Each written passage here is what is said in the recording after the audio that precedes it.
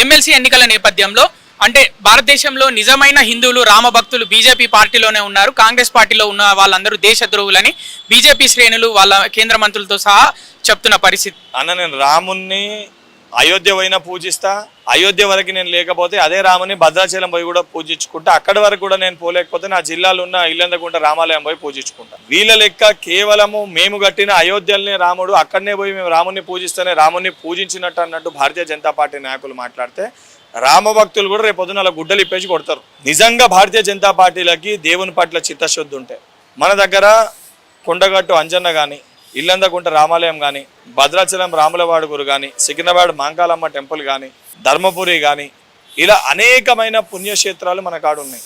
ఈ దేవాలయాల డెవలప్మెంట్కి ఎన్ని నిధులు తీసుకొని వచ్చారు, దానిపైన మీరు మాట్లాడాలి, అంశాలపైన మీరు ప్రస్తావించాలి.